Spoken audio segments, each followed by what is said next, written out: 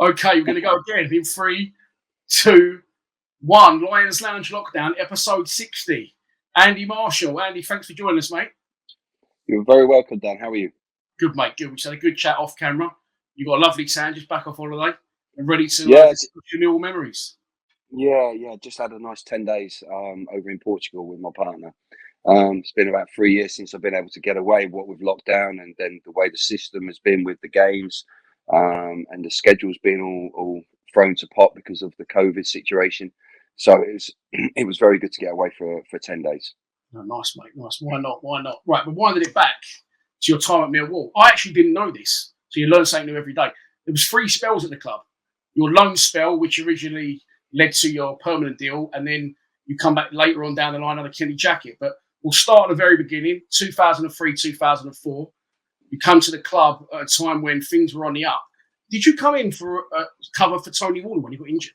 Right. Yeah, that's right. So Tony got an injury, and I got a phone call from Dennis Wise, asking if I'd be interested in coming down.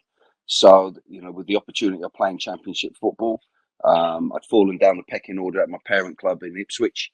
So it was a great opportunity. I'd played against Dennis before. I knew Ray Wilkins from, I think everyone knew Ray, didn't they, from football? God rest his soul. So it was a great opportunity for myself to come in, play some games, and basically see where it'd lead to. And to where it led to was quite phenomenal, and you could never ever anticipated that. We spoke quickly off screen. The things that went on at Millwall during that time, starting with a good ending with a bad in relegation, but Europe, FA Cup, final, semi-final. When you come in, was it like a whirlwind? Was the place absolutely buzzing? Yeah, so I can remember the first day I turned up at the training ground, and I think it's something that, again, we spoke about earlier off camera, about the state of the training ground, and to this day, 18 years on, it hasn't particularly changed much. But that was what Millwall was all about at the time, and it was all about the camaraderie. It was all about everything going wrong. And there wasn't a day that I didn't go into the training ground or into the football club that there wasn't some sort of drama or something happening that would cause problems. And it ended up becoming almost like a standing joke. This is just Millwall. This is what they are. I remember one away game, and we were playing up.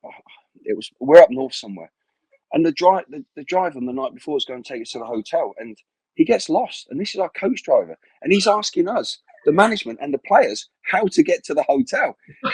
But it just becomes a standing joke because that's what Millwall was all about. It's just how they were. Brilliant. You come in, obviously cover for Tony Wall. He was injured, but he was a massive part of that dressing room. I know Tony personally. So what was he like being, he must have been devastated. He was going to be injured, but was he fully behind you? And obviously, what was Willie Garay like? We've had loads of stories on Willie as well. When you come to the club, he said, who's the goalkeepers? They said, Willie and Denzel. You must have been like, yeah, I've known Tony a long time before I actually joined the club. Yeah. And so it was great. He was good as gold. He open arms welcomed me. I think Willie found it a little bit tougher because obviously I think he was hoping he'll be playing, and then we had a bit of an FA Cup run, and things went well. So I think Willie found it a little bit difficult, but Tony was really supportive towards me. And as you say, on the FA Cup final, on the day, it must have been tough for Tony not to be involved in it. But to be fair to Dennis, he had him and Kevin Muscat lead the teams out. So it was great. And that was what the club was all about. Was about having everyone involved. Didn't have the biggest budget, didn't have the best team. What we did have was shed loads of guts, shed loads of determination, and shed loads of camaraderie between us all. Yeah, I think Tony was more interested in focusing on killing John Sutton. That's who injured him in training. He never said he was place, and he clashed with him. So don't even know why he went in for it. It was 70-30 in my favour. He popped his knee out, and you got the call. Yeah. When Dennis called you, was it originally, look, there's a loan here for you, come in and help us out, or there's a loan with the potential, see how we go? And who knows? No, it was always just come in, help us out, come and get yourself some games. It helped me and it helped the club, a two-way thing. And the rest, from the time that I was there, became history because I came in, I felt as though I'd done well for the club. I think I had good rapport with the fans. I was very well accepted and welcomed by the football club. But everybody, you know, from the ladies who worked at the training ground cooking the food to, you know, everybody involved at the football club across the board. It was a real family football club. Yeah. And it made you. It was that camaraderie between the whole football club. Yeah, no. I've had people just saying about you as well accepted, and not just saying it because you're on. When I said you was coming on our social media platforms, people's like, "What a guy! What a goalkeeper! Done brilliant for us." So you weren't there long, and you know you had a lot to live up to as a goalkeeper at Millwall, because a lot of our goalkeepers are legends at Millwall. Brian King, Casey Keller, Tony Warner, Brian Horn. So yeah, you very well remembered, mate, and rightly so. The FA Cup run was obviously a major part in that. Before the FA Cup run, I've done my research today. You made your debut against Crewe, okay, at home, if I'm right, and then we was at home to Stoke after that, 2 league games. After that, you dropped out the side, and Willie came in for 4 games. 2 of those were the 4th and the 5th round of the FA Cup. Why was that? Do you remember? I think the idea was that Dennis was always going to play Willie in the cup games initially, and I believe. Now I can't remember how many games I actually did come out for, but I believe he was going to play in the FA Cup ones. Yes. What then actually happened after that? How I got back in? I'll be honest with you, I can't really remember. I can see what happened.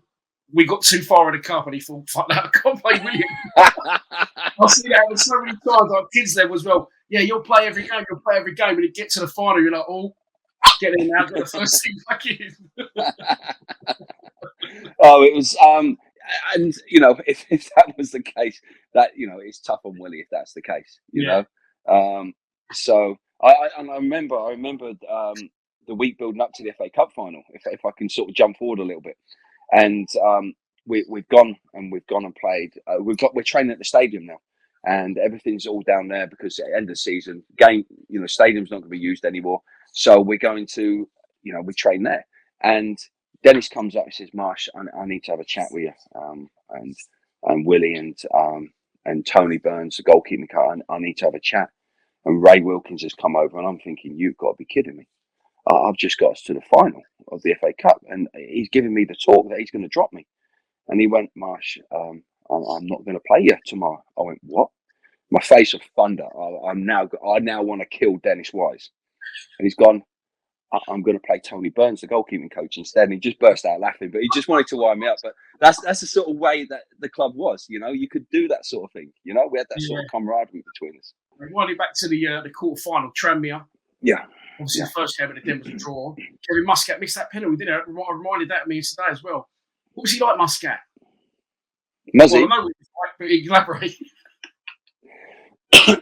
Muzzy's one of them that if you don't know him and you're not in his team, horrible, nasty individual, you know, and that's the perception he likes to give himself as a player.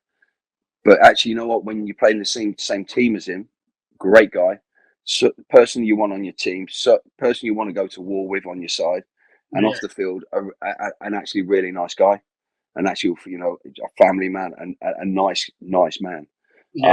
So my perception of Kevin Muscat, which I knew of him, I played against him quite a few times, and he actually done Craig Bellamy at Carrow Road when I was playing for Norwich, and he'd done him on his knee, and he had to have his knee operated on, quite a bad injury. And I thought, you're a nasty piece of work. But actually, when I got to know him and played with him and trained with him, top guy, real nice guy. He was another one. Wasn't at the club long, but very fondly remembered by the Mill fans. No surprise on that one. Yeah. Well, you know, he wore his heart on his sleeve. He was what he was, and that's what Millwall fans love. You know, you give 100%, and you give it everything, which Muzzy would do. And he was a tough tackler. Let's be honest. You know, he pulled no punches, which Millwall fans love. Yeah, I'm jumping forward a bit now again myself. It's not in my notes, but it's just jogged my memory. Was you in goal that day when it all went off against Sheffield United? I was on the bench. Yeah. Do you know what, Dan? Right. So I was actually with Paddy Kenny about 2 weeks ago, just before I went on holiday. He was doing a talk, and I actually went along to watch it. And he actually got me up on the stage, and I actually did the talk with Paddy in the end. And we were talking about that, and I remember how it all kicked off, how everything happened. You know, because I think, was it Muzzy and Paddy? Did they have something on the pitch? A little come to on the pitch? The tunnel, and it's alleged that. Well, Paul Eiffel gave us a great account of things. He said that Kenny said something, and Muscat's gone, "Oh yeah, bang! What about that?" And it's all erupted. And apparently Danny Ditch had one of their players who was hitting him over the head with a Gatorade bottle. Hey, listen, there's no doubt about it. It kicked off proper. If you can picture, like, you've got this tunnel, you know what the den's like. It's what, 30 feet, 40 feet deep, and about 6 or 8 feet wide. It ain't a big tunnel. And you've got two teams with all the subs, all the management, and you've got all the security people there. It has kicked off like you can't believe, And Paddy Kenny's getting absolutely larried by Kevin Muscat, punching him time after time in the face. You've got Chris Morgan from Sheffield United just absolutely lost his head. It just wanting to wipe everybody out. It was a free for all, a proper free for all, Dan. Honestly. Really, just come into my mind because I've seen so many times a little documentary on Walnut going, "You deserve that for Muscat. You deserve." Goes to Jody Morris. Goes, "You deserve that for Muscat," doesn't he? I seen this little YouTube clip. So yeah, going back to the run into the FA Cup final, the quarter final. Tranmere at home, I said we drew. Muscat, I think the keeper saved it, and he actually went down the middle and tipped it over. But John Axelberg. Tuesday night.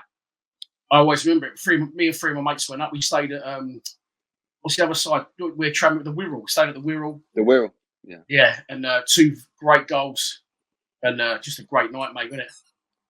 Yeah, it was. It was a long way to go, as you quite rightly say. But it was a great night, and it set us up obviously for the next game, which was spectacular. But if I remember rightly, I think we played the FA Cup game on the Sunday at home. I think that was right, wasn't it? That's right. And then I think it was probably the Tuesday or the Tuesday after that up at Tranmere, and it was a real fixture congestion that we were getting because we're getting so far in the cup. We had the League Cup run, and then we also had the league as well, and we were just game after game after game, and it was taking its toll on our squad. And then obviously when Muzzy got injured, and then obviously Tony was already injured, and we started to lose a couple of key players at key points, and then the lads are then starting to look at the semi-final and making sure they're not getting injured in the league games because they want to make sure they can play in the semi-final now at this point. Yeah, a lot of people say, fans, as good as it was, could we have made the playoffs if we hadn't gone on that cup run? Did you think the same? Yeah, we listen. You can't ever take away an FA Cup run, and for a club of Millwall size to reach the final, to achieve what we did, to achieve Europe the following season, you would never take that away. But I'm in agreement with you. I think it took its toll on the squad. I think you look at the players; they were worn out. They were getting little injuries, and there was the distraction of the FA Cup. Yeah, we rolled on to the semi-final. Matt, I watched the highlights again earlier on just to jog my memory. I actually hadn't been to bed the night before, so I remember loads of the game. But that John Oster free kick, that was very early in the game, wasn't it? 6 minutes. I watched it back over and over. I was trying to credit you because you made an unbelievable effort. And I was thinking, just get a touch and I could say, Dave, what a save. There was no way you could have done. You jumped higher than the goal and it just went boom out of nowhere, didn't it? I know, and I remember it happening, right? And in fairness, I'm thinking, oh my God, please, because it went my side. It went my side, didn't it? It didn't go over. Yeah, that's right. Yeah. Why has he come running in? And I'm thinking, I've gone full stretch. I can't go anymore, and he's still at the bar. And why has he come running into the goal? And he's going mental at me, going, "You effing can't get beaten there, rah rah." And I'm thinking, but he ain't beat me. It's at the bar. It's gone out. I mean, what are you having a go at me for? He scored. Brilliant. But yeah, that was early on, but that could have obviously set the game a different way if that had gone in. And then the goal, I'm going to credit you with an assist because it came from your goal kick originally, didn't it? Did you know that? I'll take that. No, I do. Lost it, yeah. And then that's when I kicked it down the right hand side. If I remember rightly, from a goal kick. Is that right? Yeah. I think that's what happened. Yeah. And then Ice on the run, Cahill finish. There's so many players to talk about in this squad. But let's start with Timmy Cahill because you was actually the first person to catch him when he scored. I know. It shows how quick I was, wasn't it? He ran the whole length of the field. No one could get him. I got him. Yeah, that's right. When he had cut across there, they went like that. You just come in. Come on. Smart, you see. Being clever. Save your legs. No. I was honestly the euphoria, Dan, of when Timmy scored that goal. I mean, it was great with all the Millwall fans behind us. You got Sunderland one half, we got us on the other half, and the stadium's just gone mental. But when Timmy scored it, it was like just like a buzz you've never felt. And the whole game, that game, and obviously winning that game, and you go over it time and time again in your head. It was probably a better feeling than actually playing in the cup final itself, because then you had the anticipation of the cup final, you know. And I'm not taking anything away from the day. It was an incredible day, and I'm sure the fans would say the same thing. But by winning that semi-final, knowing what it was going to lead to, it was just incredible. And Timmy scoring that goal, it was phenomenal. Down by Bab, was just sold a bit short there by McCartney. Highfield goes alone, blocked by Paul Cahill. He's on the spot. That's his game. And Tim Cahill puts Millwall in front of Old Trafford in the FA Cup semi-final. What a mistake. What a mistake at the back. But my goodness, didn't they take advantage of it? But only because of that man's ability to finish a really awkward chance. What was he like, Kale? We know he was brilliant, and I thought brilliant. What was he like off the pitch? Was he nice guy? Really nice guy. Danny's just a really nice fella, you know. And you knew he was going to go on. You knew he was going to go beyond Millwall. You know, he'd served his time. He'd done well for the football club. The club had done well for him, and it was his time, and it was right for him to move on. And he went on, had a phenomenal career, international level and in Premier League level. And you know, the goals that he scored of living late into the box, or the headers, he just had this thing of being able to hang in the air forever. But phenomenal player, nice guy. And you know, at the time he was at Millwall, you know, I'm going to guess he was around about 24, I think, was he? Yeah. So he was still quite a young player. So you know, a little bit wet behind the ears at times, but just a nice guy, to be honest, Dan. When you won that semi-final, I mean, you're professional footballers. Dennis Wise has always maintained that you went out to win that game, but surely that was the cup. You know, like you said, that was the bigger one. That was the cup final there, knowing that you got there to the cup final. Was it a little bit bittersweet though? I always ask this to the players that come on. It wasn't at Wembley, and it was at Cardiff. Did it not? Oh, the final, you mean? Yeah. And I've been asked that quite a few times. I think everyone's dream is to play the FA Cup at Wembley, and that was always my dream as a kid. I want to play in the FA Cup at Wembley Stadium. You know, the whole thing of back in the day when he used to follow the coach and the big stripes on the pitch and the band walking up and down. I know it's changed and it's modernised, but that's what your memory was from me as a kid. Same. And you know, so to not have that, I guess there was a slight element, but it can't take away from the fact of you played in the biggest tournament in the world and you played in the final in front of tens of millions of people across the world, and you can't take away from that. No. What was the celebration before we get on to the final? What were celebrations like afterwards in the dressing room and that night? What's it like with them two as well? Wisey and Wilkins? Is it a good cop, bad cop, or I can imagine Wisey like losing his head still, like he's just so excited and maybe Ray's reining him in. I don't know. What was he like? Yeah, no, it's exactly like that. Exactly. When they were working together, it was good cop, bad cop. You know, Ray was always the peacemaker, the calming influence in the changing room, the gentleman around the training ground and around the team. And Dennis was the fiery little one. But what I'll say about Dennis, he was a lot more technically astute than what I gave him credit for when I first joined the club. And maybe what a lot of people didn't quite realise about him. He's a lot more technical than what people realised. And I've got to be honest, I work with a manager now in Lee Bowyer, and Lee's of a very similar ilk to Dennis. You know, that I've worked with both of them, and they are a very, very similar sort of mould. I think maybe not, but the crazy gang thing, you know, with Wimbledon, they can't play. They just lump it and kick people. But obviously, that's not right of him. He was good tactically. Was he like? Did he distance himself in the right way? So I suppose it's hard if you're a player then become manager. Like you said at the time, like he's having a laugh and a joke with you the day before, saying I might drop you. Like, did he get that balance right of being the manager and still your mate? Yeah, without a doubt. And you knew where the line was, and you knew you couldn't overstep it. Yeah. He would still get changed in the changing room with the players as a player, but he was the manager. You know, people would call him Wisey, they wouldn't call him Gaffer. But they had the balance. The balance was right. That balance wouldn't have carried on. Not for a year, 2 years, 3 years, 4 years down the line. That would have had to change. But at that moment in time, the balance was perfect. It must be difficult for it. Like, there was nothing against Wisey, but it must be difficult at any club to get that right for players and the person that is now your manager that was before your mate, you know? Yeah. Yeah, and it is difficult. And Lee sort of had that little transition when he was at Charlton, where he went from being one of the coaches into the manager, and all the players were seeing him now become the manager. You know, it was a very, very similar transition that Lee Bowyer and Dennis Wise went through. Very similar. Dan, I'll tell you a quick story, right? Please. Okay, so when we've gone up with him, I've always got a story, mate. Don't worry. When we went up to Old Trafford, right, we went the night before, and we gone right. We're going to have a look around the stadium before we play Sunderland the next day. So we've had a look around. Theo's there. We're on the pitch and everything, and we've come on the coach. And Theo's come on the post. He's gone, boys, this is unreal. What a stadium! Rah rah rah. Best places like theatre of dreams. Rah rah rah. He's gone, boys. You win tomorrow, we're going to go to the final, and we're going to be in Europe. He goes, but I promise you this: our first European trip, I'm taking you and your families to Disneyland in Paris. Did he? We won the game. He buggered off. Never took us anywhere. I thought you was all going to go Disneyland. He couldn't say Marbella any chance or what? he don't do anything.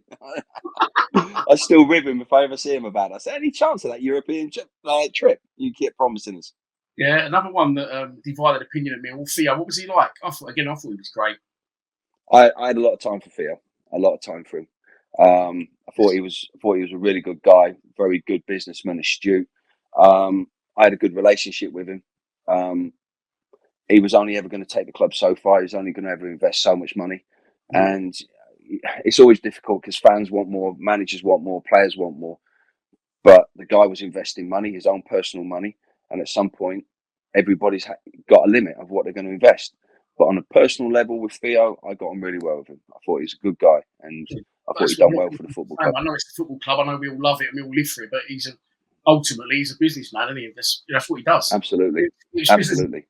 Takes them at nothing, gets their stock up, and then moves on to the next thing, like Dragon's Den. But he seemed like quite a hands-on chairman. I know that sounds weird, but he seemed like quite in amongst it with the players around you on the pitch, and that true to form. He knew he wouldn't get involved on the football side of it. I can't comment if Dennis ever had any problems with Theo because I wouldn't know of that. I mean, like he just seemed like quite friendly with the players, like in a good way. Do you know what I mean? Yeah. He was. He had a good relationship. He knew all the players. He knew them personally by name. He wasn't one of these owners that was a fly-by-night owner. Did he turn up at the training? No, he didn't. Really, to be honest, I'll be honest with you. I wouldn't want to turn up there if I didn't have to. But he was a good man. He was a proper good man. You know, he was a family man, and his family meant a lot to him. You know. Yeah, nice. So we get to Cardiff. No trip to Euro Disney. Straight to Cardiff. Straight to Cardiff. I can't remember now whether we knew we had Man United already or they played the following day. I can't really remember that. Can you? I don't know if you remember it. No, I think we knew we had Man United. I'm pretty sure because we played on the Sunday. I'm pretty sure they played on maybe the Saturday. I can't remember. But I think we already knew we had them. Yeah, I just remember seeing on Sky Sports. I'm just like, he's coming on the screen, FA Cup final, Millwall v Man United. So it was like a 2-week break for it actually happened. I was just looking at the screen thinking, this can't be real. I mean, it's like the first time I went to Vegas, I thought, I've looked forward to this my whole life. It's not actually going to happen. I'm not actually going to get there. I did, and Millwall did as well. What was it like, the build up and the suits and all sorts? Yeah, so and we made the song and everything, didn't we? And we went and done a recording. It was great. We did the proper experience. And Theo done everything he could do for us. We're doing the radio thing. We made the song, radio interviews, press, the suits, everything. It was great. I think the suit was by Jeff Franks as well. I think I've still got it. With the Millwall emblem in it. It's like engraved. The crest is like inside the jacket, I think. That's it. Yeah. Nice. No, it was a great experience, and all of a sudden, I think it was at the time where football was changing, the Premier League had come in, all the money had come in, and the FA Cup I think was just starting to come back to become worth something because people started to devalue it by playing lesser teams before, and because it all came about winning the Premier League or finishing as high as you can. And I think it was the FA Cup was on its way back up. So it was good to be part of it because there was all of a sudden the press and everyone are making a big issue out of it. And, all of a sudden we're really popular for a period of time. All the eyes are on Millwall Football Club. total underdogs. We're not going to win. We've got no chance. And we knew, we weren't stupid. We knew how good Man United were and what our level was at. And again, we're training at the stadium, and Dennis and Ray had gone and watched Man United. I think they had a Premier League game or something. So they've gone and watched them. And so we've come in afterwards, and we're on the training field, on the stadium pitch. And the Ray and Dennis have come out. And so we've all gone up to them and gone, what was it like last night, the Man United game? And Dennis has just stood there, and he's looked at us all. He's gone, boys, I ain't going to lie to you. They're fucking brilliant. And we're just stood there going, oh, okay. Give us some hope. Give us some hope. He's gone, they're fucking brilliant. And we just all looked at each other and just burst out laughing. And it became the thing of, you know what? We're going to do what we got a plan. We're going to stick to our plan. We know they're going to be good. And if they score a goal before half time, we're in trouble. If we can get to half time, who knows? And unfortunately, they got the one just before half time. Yeah, Ronaldo, earlier in the game, he told Robbie Riley, turned him inside. I think Robbie's still sliding. Yeah, he got torn apart that day, didn't he, Robbie, unfortunately? But he came up against a player in Cristiano Ronaldo who was just at the coming to the pinnacle of going on to that next level. And, poor Robbie, Jesus Christ, I wouldn't have wanted to be in that day. He's not the first, mate, is he? There's been many since that have been sort of part of Ronaldo, but from a personal perspective, he had a really good game. I was reading some reports earlier. I watched the highlights again. I mean, obviously, as a goalkeeper, you get loads of shots. You're going to have a good game. I think we lost 3-0. Obviously, I think one was a penalty, wasn't it? Did you try and give Van Nistelrooy penalty? Yeah, Van Nistelrooy penalty in the second half. I think I dived as the ball was actually coming back out. He hit it that hard, honestly, Dan. I've come up against a few players in my time and some good players like him.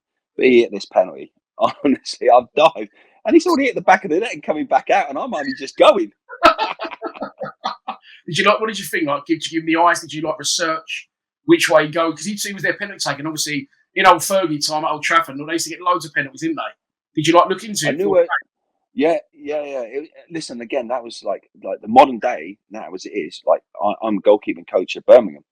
We do all that. We research all that. But back in the day, you never used to. So as goalkeepers, we used to do it ourselves. So I did. I checked it all out, and I had a good idea where it was going to go. Honestly, I'd have had to leave. I'd have had to leave the day before to get to it. Honestly. Oh dear. So it's no real surprise, mate, when we lost 3-0. But I remember driving out. We had a little minibus, and we were driving past Man United fans stuck in traffic, and they're just all like, "We won again." And it's going off in this van. We've got the music on, the beer's flowing, it's all going on. And they're like, "You lost." And we're like, "Fuck off." Exactly. It's our day. Do you know what I mean? It's our day. Exactly. Yeah. Will it happen again? It could do, but it's going to be very unlikely.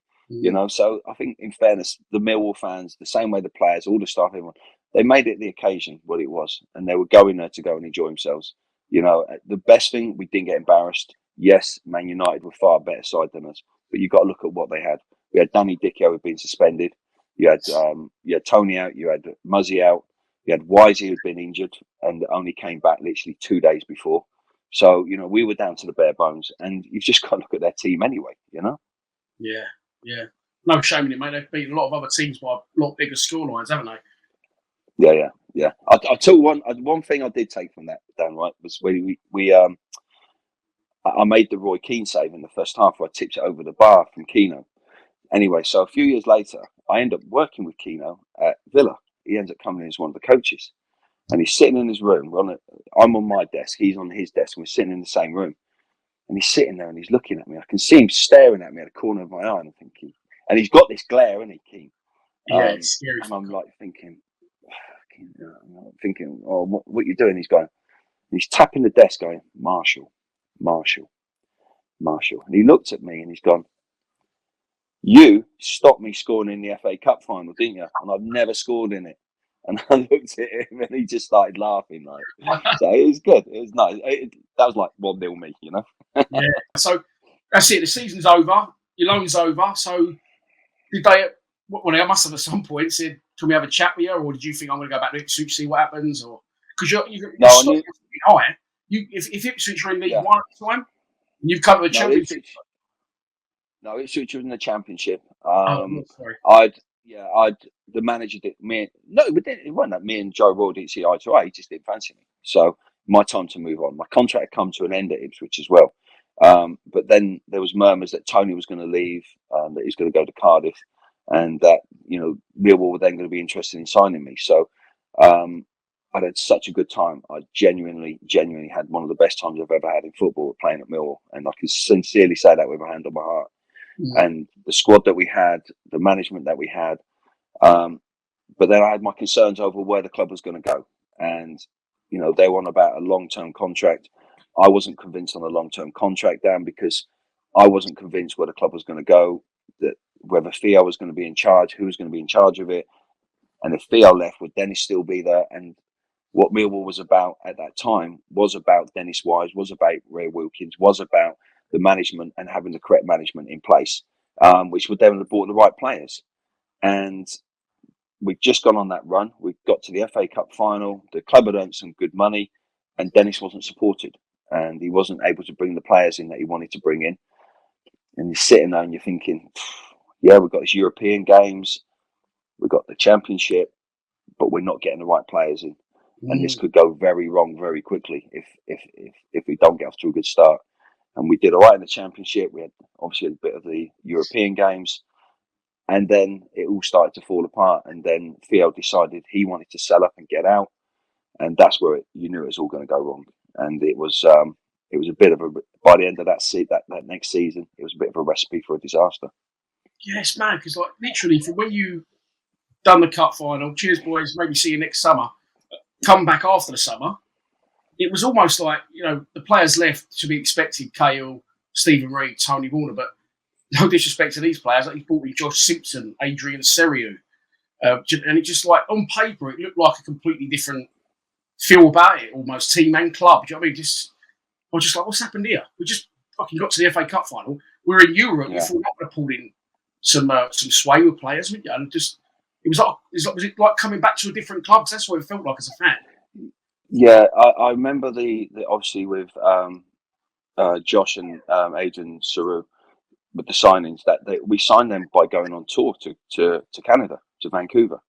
So we're over there, we're playing the season, and I'd only just signed the day.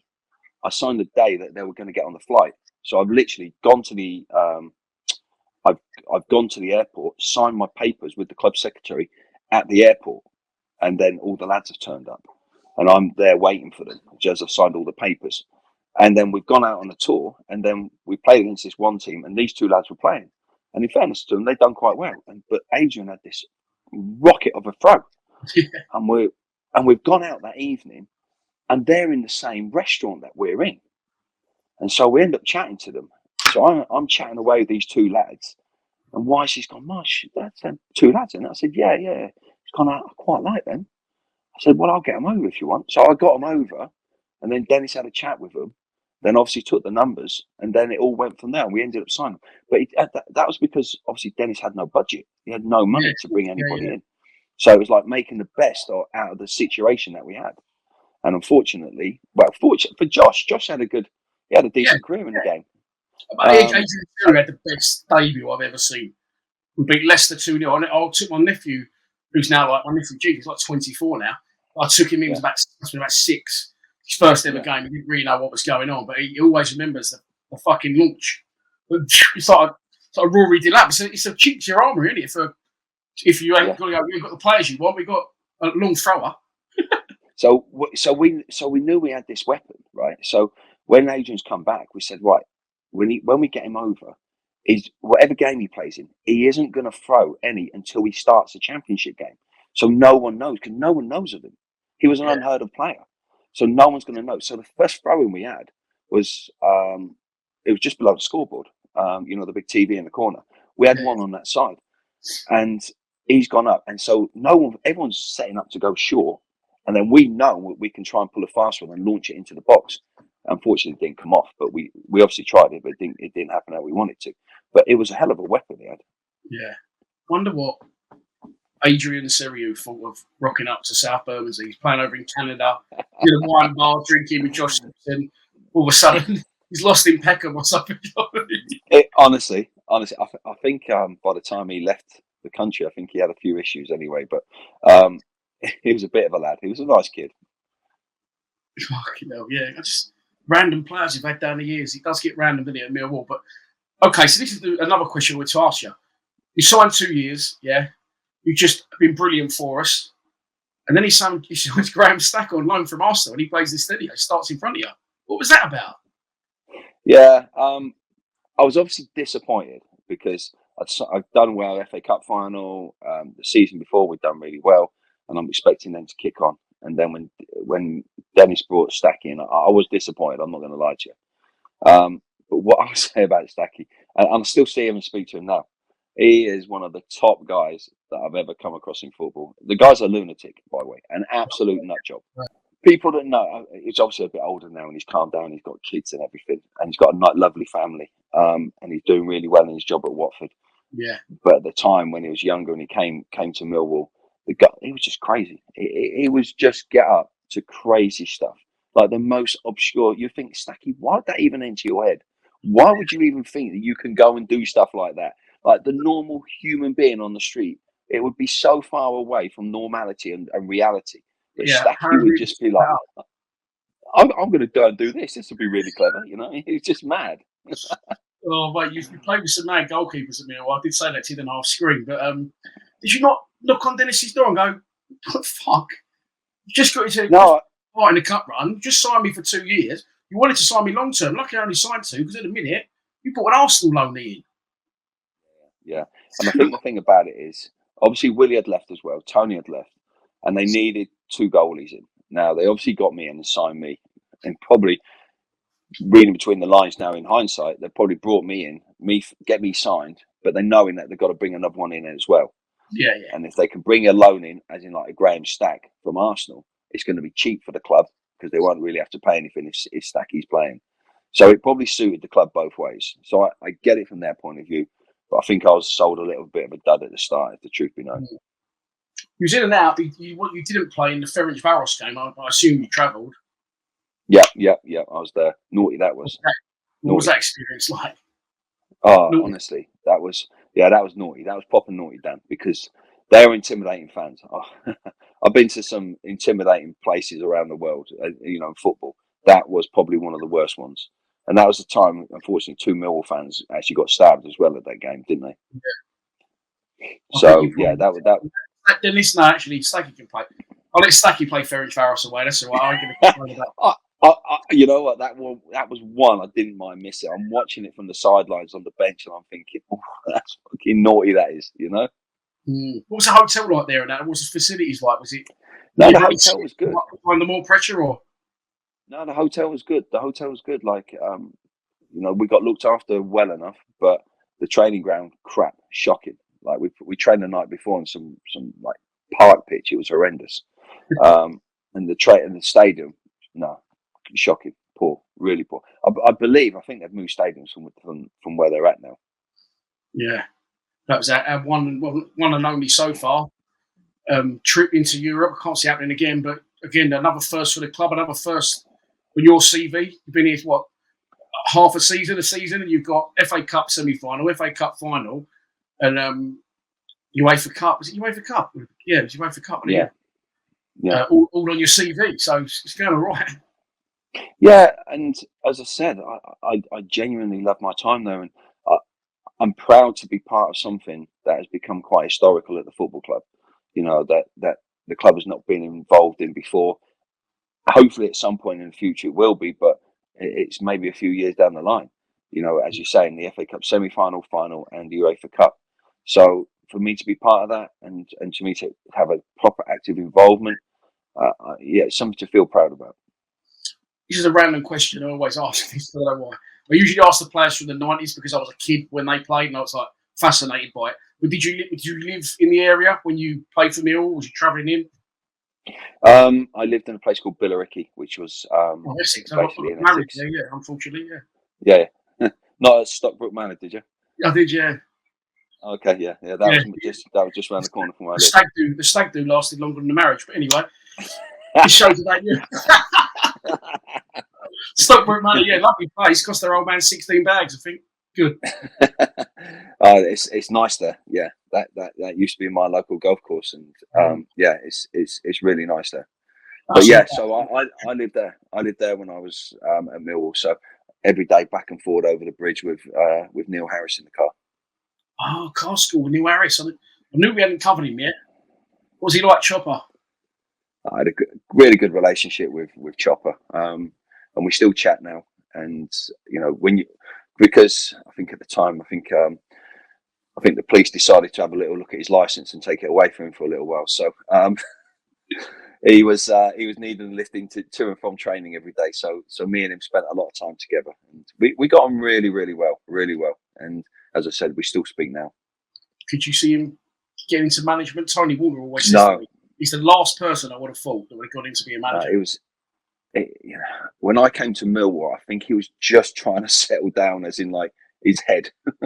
I think he'd had a few demons in his time as a player. I think it's quite openly been said about that. And yeah, the one person I wouldn't have expected going into management was going to be him. But in fairness to him, he's done exceptionally well, and he's done well for that football club as well. Yeah, he did. He did. So end of the season again. Nothing really to write home about. We didn't do too bad in the league, considering we had Adrian Seriou and people like that. No disrespect to him. But then Dennis Wise leaves the club. Yeah. Again, you thinking, I've just fucking signed it, and then you've...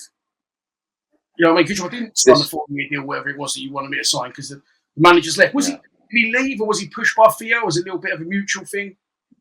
No, I think, and again, I may be wrong, but I believe it was more of a case that Theo was going to leave, and Dennis was realising how it's all going to fall apart. So, I'm pretty sure Dennis and Theo have a relationship now. I think they get on fine. And if that wasn't the case, then I'm pretty sure that they would have fallen out. So I don't believe they fell out because they have a relationship now. And I think Dennis was going to see how this was all going to fall apart. And unfortunately, he was right. Mate, absolute chaos. I said to you off screen. And Matty Lawrence said it to me on screen, so that makes no difference. Matty Lawrence said he sat in the dugout, I think after a game he lost 4-0 at home, and he just, Josh, got to get out of here. He says that, and he loved the club. He just said he's absolutely gone to pieces in that last season. He was pretty much never present in that last season, other than 2 goalkeepers that played at points where I'm assuming you're injured, right? And I don't remember either of them.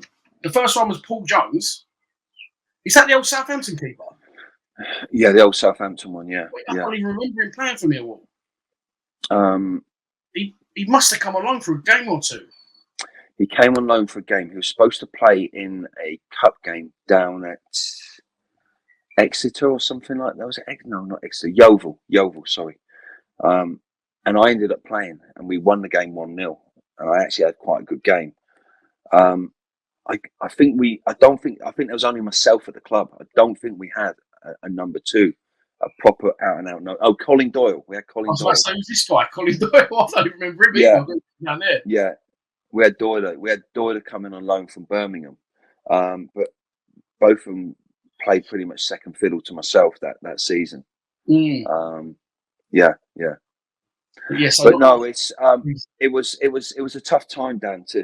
And what was so sad, like you mentioned about Matt Lawrence there, was you see how over a period of time we built something at the football club that could have been sustained, and if there was an investment and the right owner come in, if Theo decided he wanted to move on, how it could have pushed on.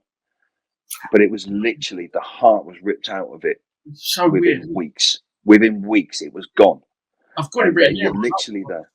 In my notes, I've got, why did it go south so quickly? Literally, Theo's just gone boom and pulled the plug, didn't it? Really. He pulled the plug. And listen, if an owner decides he wants it out and they've been investing money, that's their prerogative. Okay, we can't argue. But the only thing you can say is the people that took over, it wasn't right. It wasn't.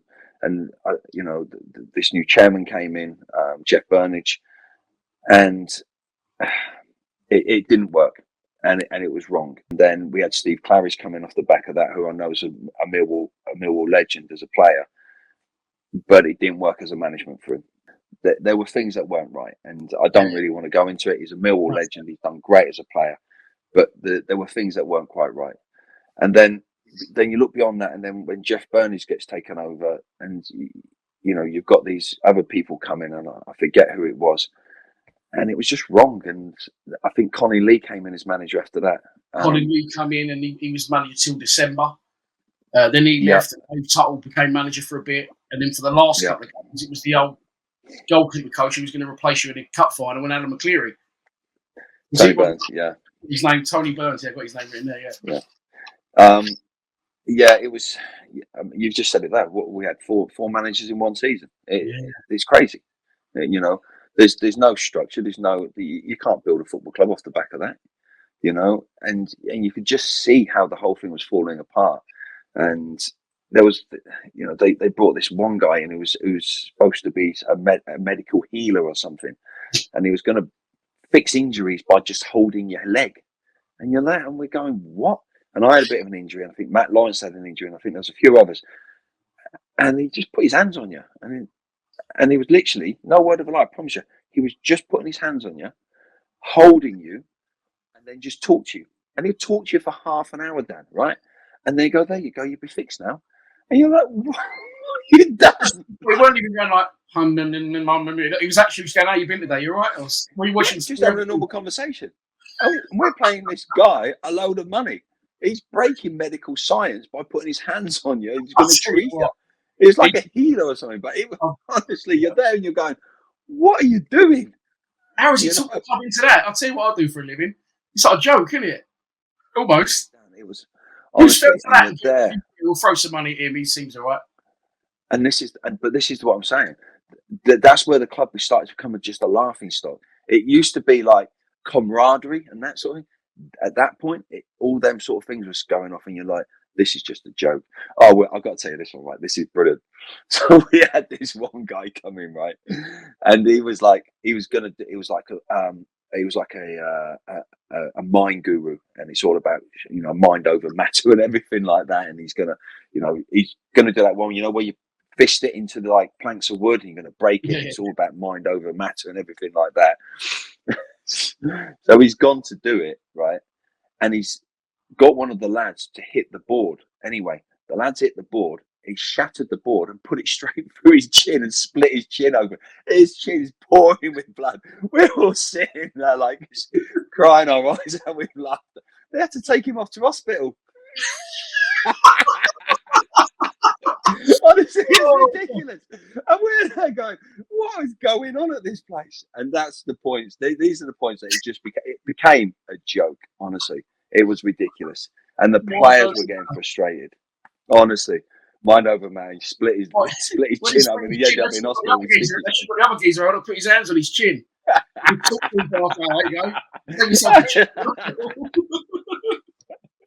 Honestly, mate, it was. You hate to say it, but it just became a joke. The place became a joke, and you hate to say that about a club that were 6 months before and got to where it got to. You had the people there that you had, and just to see it. The heart ripped out of it. It was soul destroying. It really was. It's like, I mean, obviously, I speak to a lot of players and we hear stories, football stories, changing room stories, or games, or how you felt on the day. This is like, what are you going on about? This is nothing I've ever heard before. Like in 60 episodes, it's brilliant. Have I opened up a can of worms here? Yes, brilliant. Like, what is stuff? You're right. Like, what is that? What are we even talking about? It's not even football, is it? Crazy. So one last game I want to ask you about before we move on to you leaving the club. Reading away, 5-0. You got sent off, but no goalkeeper on the bench. Did I remember that right? Did Ben May go in goal? Yeah, I got sent off. I came out and I brought the lad down, didn't I, outside the box. I think we were maybe 1-0 down at the time. It was something like that. And I think you're right. I think we didn't have a goalie on the bench. I checked. We didn't have a goalie on the bench. I think for some reason that Ben May's jogging my memory. I think he went in because he was lanky, wasn't he? Probably. Right. Yeah. I think you could be right. And I can't tell you why we didn't have a goalie on the bench. I'm really not too sure. But yeah. For some reason when I played at Reading, I just never had a good time. And I can't. You have certain clubs. that you can, if you ask players, there's certain clubs that you just have an affinity to, and certain clubs or stadiums, it just doesn't work for whatever reason. And mine was Reading, and I got sent off, and we got done 5-0. Oh, fair enough. Moving swiftly on. Very swiftly. I've got in my notes there, like your contract's up. Was you offered a new deal? Was it a difficult decision? But what you've just told me, I believe that we're leading to the answer was no, it wasn't. It wasn't a tough decision to leave. Do you know what? It was unfortunately, it was a very easy decision to leave. What saddened me was that the club had gone to the depths it had gone to. And it was wrong from me first joining the club 2.5 years before the run we went on, then signing there permanently and getting what we got out of the football club in the first 12 months, to then see the decline of it. It was just sad. You can't say anything more. It was just really sad, and you feel for the fans, because they're the ones that are left with it, who've got to go through all the crap for the next few years picking up the pieces. But this just says everything about having good, bad owners at football clubs. You know, good ones, you can have success and you can build a football club. You get bad ones and they can destroy football clubs and destroy communities to a certain extent, whether it's rightfully or wrongfully done or meaning to be done. But unfortunately, this is what happens in this industry. Yeah, shame, mate. You move on to Coventry. But then, this is what I didn't know. I don't know why I didn't know this. But 7 years later, you come back to the club and finish your career at Millwall. Now, I've done a bit of research and it said you came back to play understudy to the injured David Ford. Fordy, what a legend, by the way. I've had him on the show. But you didn't play at all, did you? No.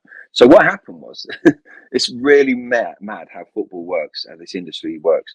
So I had a house up in the Midlands that I lived here when I was at Coventry. And then I moved out of it, went back living down south. So I'd gone back up to see the house to make sure the house was okay. Bumped into, see the Millwall team training round the corner from my house at the University of Warwick. So I go over there, because obviously I know a few of the people, and Steve Lomas is there. So I end up talking to Steve Lomas, and we end up having a conversation, and he says, well, what are you doing? So I said, well, I'm doing nothing. He said, well, why don't you come down and train with us? So I said, really? He says, yeah, not a problem. Come in and train. Now, I know some of the fans, well, probably quite a lot of the fans didn't have a great affiliation to Lomi, but he only done well for me, and you can only speak on how you find people. Yeah, of course. So I went in, just started to do some training. I'm 38 now. I'm at the end of my career, but I'm thinking, you know what? I want to try to go to 40. I'll just train there and maybe try and get a club somewhere, maybe in January or something. And then train. And lo and behold, 40 goes and gets injured. Stephen then goes in goal, Stephen Bywater, and then I'm on the bench. So yeah, it was it's mad how it changed around. I've got a quick story for you, right? So we're then playing, right? So we're playing Sheffield Wednesday away, and I don't know if this became public. It may well have done. And our poor kit man, I feel so sorry for him. He's driven up as he would do in his van, take all the stuff up, make sure everything's there. Anyway, we'd gone in for a team meeting at the hotel up in Sheffield on the Saturday lunchtime, and we're just about to leave to go to the stadium. And Lomi stood there, and he's like, I can see he's got something playing on his mind. And everyone sat in front of him, and he goes, boys, listen, I've got to tell you, the kit man's made a bit of a mistake. He's gone, what? He's forgot the kit. I shouldn't laugh. The kit man's a great guy, and I love him to bits. He's now left. I was surprised. You got one fucking job. You're the kit man. Don't forget the kit. That's the kit. Anything else? He done his hair though. He done his hair and made sure he knew his wife before he left, but he didn't bring the kit. Oh, I hope he doesn't listen to this, because he'll slaughter me for telling it. But he forgot the kit. We had to wear Sheffield Wednesday's away kit. I kid you not. I promise you. You go back and look on the footage of that game. We're wearing Sheffield Wednesday's away kit, and we're playing Sheffield Wednesday. Imagine he brought all the boots, he brought everything else, but he forgot the actual playing kit. He left it in a skip at the training ground. He'll kill me. He'll kill me. I forgot the keeper kit, or I forgot the subs warm-up tops, but you forgot the fucking lot. Like 15 got the kit. Short tanks. The whole kit. Bags I like today must be The gym's paying off. What the fuck? Honestly, we are crying our eyes out. Like we're laughing our heads off. We find it really funny. Poor guy was like devastated, absolutely devastated. I'm not surprised. So, what was he like? 40 in goal. Well, great guy. Fordy's great. No, he's great. I think he was sort of coming towards the back end of his career. I think it'd be fair to say when I joined Millwall, what would it have been like 9 years ago? Yeah. So he was probably sort of coming towards the end of it, and he was becoming a little bit of a stiff man. If the truth be known, he couldn't move around a little bit. But real nice fella, gentleman. Got on a really good relationship with him. I came in and I was a senior player at the end of my career, and he welcomed me with open arms, and he was great towards me. I could only speak highly of him. And again, Stephen Bywater, who was there as well, and Stephen again, an absolute lunatic. The guy, yeah, I've known Stephen a long time, and he's always been a bit crazy. But no, he's another good one. Most of the guys in football, and I think social media. This is where social media has played a positive. Most of the guys in football, they're good guys, and I think people are now, because of social media, because of podcasts like you're doing here, they can get to meet the real me. They can get to meet the real person rather than the perception of the footballer. And most footballers are good guys, and they are. You seem to be one of the more maybe you're putting on a good show, but you seem to be one of the most sane goalkeepers there are. Yeah, I can blag it well, can't I? So I always ask at the end. Obviously, you're at Birmingham now with Lee Bowyer. You was at Charlton previous to that, so still working in football. But wrapping it up on a Millwall perspective, I always ask this at the end of the show. What was your standout memory from the time at the club? If you pick a standout memory, what would it be? Oh, without doubt, the FA Cup final. Without doubt.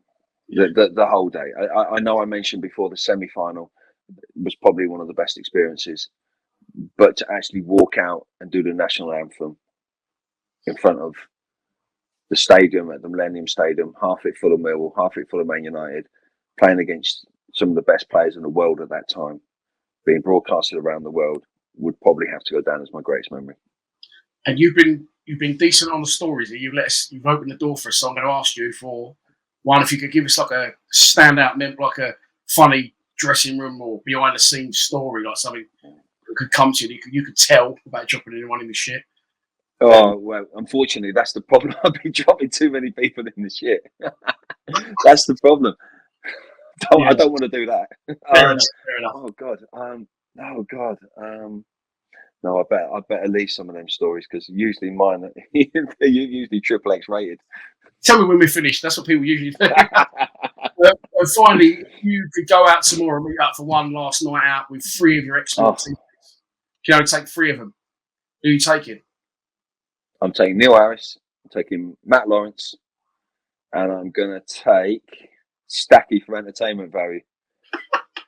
That is without a doubt. A random trip. I can see Matty Lawrence after about half an hour. Graham Stack going, "Nah, fuck this, I'm going home." Honestly, Stacky would just be centre of attention. Chopper would just be getting slaughtered off his face, and Matty would just be sitting in the corner trying to look cool.